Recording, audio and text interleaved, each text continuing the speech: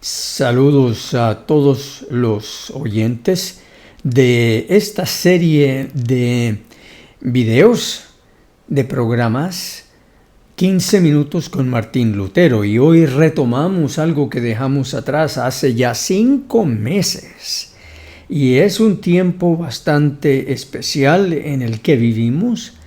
Esta grabación lo dejará dicho, será un registro para esta serie de que estamos viviendo en medio de una pandemia aquí en Barranquilla, Colombia, al igual que en muchas otras partes del mundo. Hasta ahora acá en Barranquilla tenemos 31 casos de infección, de contagio del coronavirus, y están siendo atendidos. Hay preparación hospitalaria para atender los posibles pacientes. Hay una buena reacción y un buen liderazgo de parte de la alcaldía de esta ciudad, de la gobernación del departamento y también a nivel de la nación, con restricciones de aislamiento, de distancia social, y hasta ahora acá en Barranquilla la ciudadanía está tomando muy en serio estas restricciones, pues sería un gran daño para la población de esta ciudad si se propaga esto como se ha propagado en otras ciudades. De hecho, hablando de Martín Lutero, él vivió en la ciudad de Wittenberg en el año 1527 y 28, la plaga o la peste bubónica, que algunos calculan llegó a acabar con el 30 al 60% de la población de Europa en aquellos días. Así que fue algo que decimó a la población. Y Lutero durante este tiempo se quedó en la ciudad de Wittenberg. Le escribieron y le preguntaron qué debieran hacer durante la pandemia. Si se podían ir al campo a escapar del contagio o se tenían que quedar.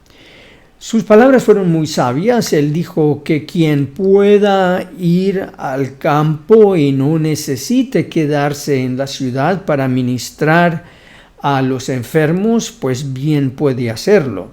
Y los que se queden en la ciudad, que se queden a hacer sus labores. Él pidió que los que dirigían las labores esenciales de la ciudad se quedaran y permanecieran fieles a su puesto, y que tomaran medidas para no contagiarse y contagiar a otros. Él, muy adelante de su tiempo, promovía el distanciamiento social, la higiene y el cuidado personal para no ser una causa de contagio a otras personas.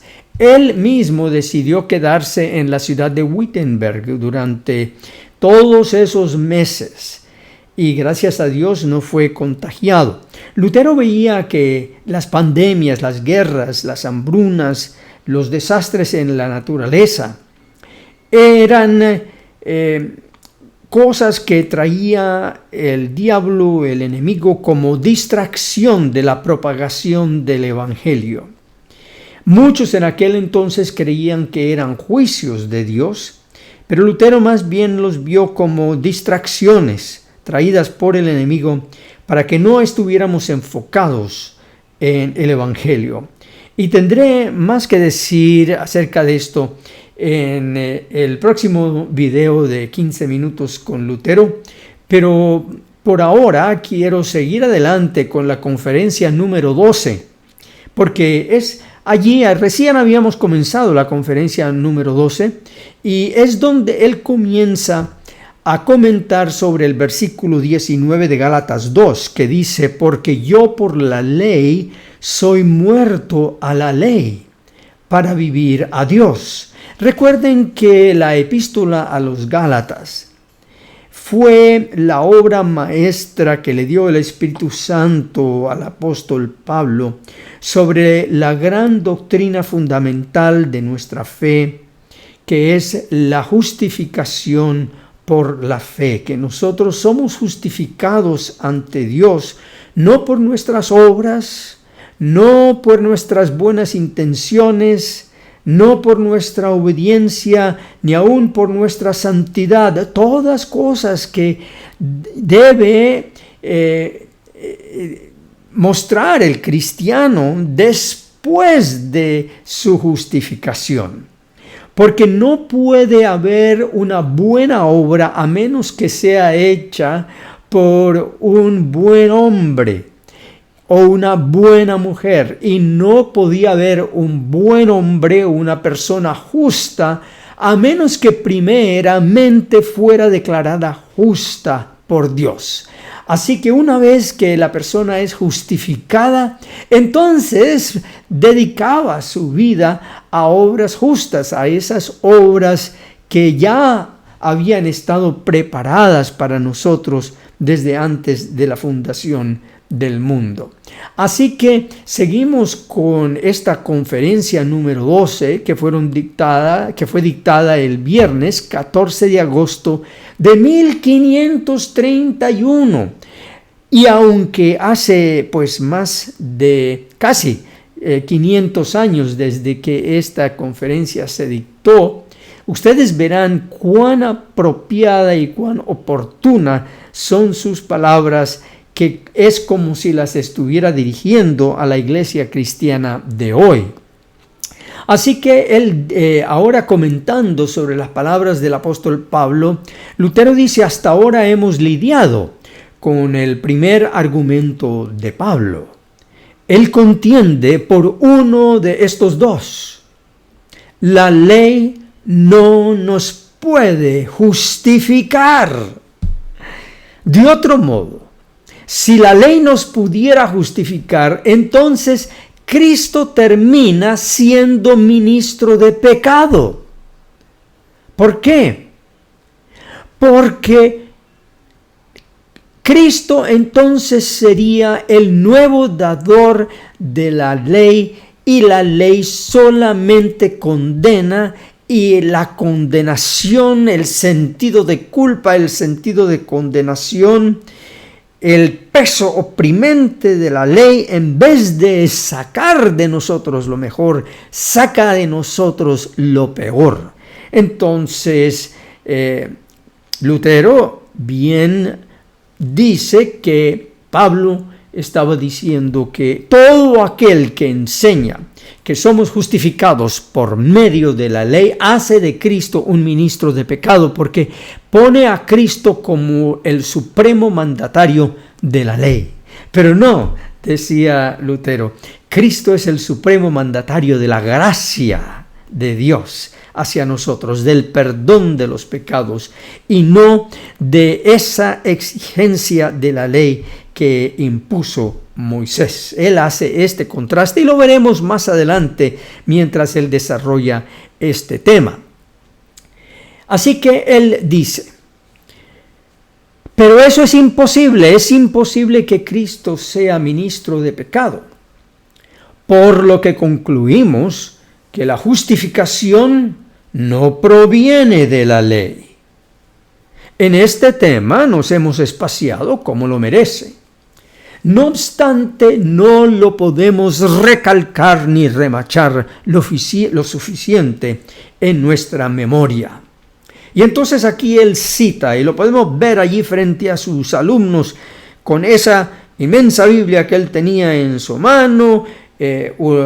Pensamos que era la Vulgata, porque todos estos textos en el latín original de estas conferencias sobre Gálatas, está todo en latín, y el Señor le dio a este servidor la gracia de traducir por primera vez esta serie el comentario de Lutero del latín al español como también del latín al inglés.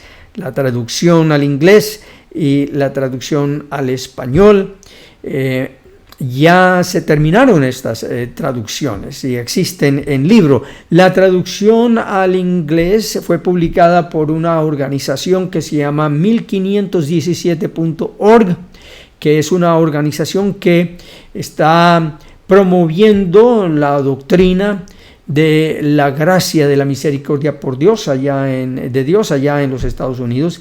Y la edición en español está por publicarse por Kerygma Publications, que sacará durante los próximos años este comentario a lo largo de Latinoamérica para que se pueda usar de una manera formal en seminarios, a los pastores, a los laicos, y yo lo traduje de una manera que sea fácil de entender por el laico, porque el latín de Lutero en estas conferencias era un latín ágil, era un latín del pueblo.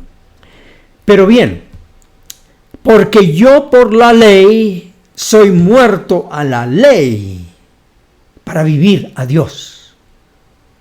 Estas son palabras maravillosas, pero en lenguaje desconocido e incomprensible a la razón humana. Y aunque son breves, se declaran con gran celo y ardor de espíritu, como si estuviera indignado en gran manera, como si dijera: ¿por qué se jactan tanto de la ley? De eso no tengo ni la menor idea. Pero si insisten en tener una ley, pues yo también tengo otra ley. Y como si el Espíritu Santo lo hubiera movido a la indignación, Él llama a la misma gracia la ley, dándole un nuevo nombre al efecto de la operación de la gracia en desacato de la ley de Moisés y de los falsos apóstoles. Ellos contenciosamente pretendían que la ley era necesaria para la justificación, de tal modo que Pablo contrapone a la ley contra la ley. Estas son las más dulces palabras llenas de consuelo. En las Escrituras, particularmente en Pablo, la ley se contrapone a la ley, el pecado contra el pecado, la muerte contra la muerte, el cautiverio contra el cautiverio, el infierno contra el infierno, el altar contra el altar, el cordero contra el cordero, la Pascua contra la Pascua. En Romanos 8, versículo 3, Pablo dice: por el pecado condenó al pecado. Luego llevó cautiva la cautividad. Salmo 18, 19 y Efesios 4, 8. Oh muerte, seré tu muerte. Oh infierno, seré tu destrucción. Citando a Oseas 13, 14. De igual manera, aquí dice que mediante la ley, él, Pablo, está muerto a la ley. Como si dijera: la ley de Moisés me acusa y condena, pero yo tengo otra ley, la ley de la gracia y la ley de la libertad. Esta ley acusa a la ley que me acusa. Esta ley condena a la ley que me condena. Así fue como la muerte deshizo a la muerte. Pero esta muerte fue en sí vida. De igual manera, la justicia toma para sí el nombre de pecado, porque condena al pecado. Y esta condenación del pecado es la verdadera justicia. Esa parte es preciosa cuando dice que la justicia toma para sí el nombre de pecado, porque la justicia de Cristo es la manera como Cristo se hizo pecado por nosotros para destruir el pecado que nos acusa. seguiremos.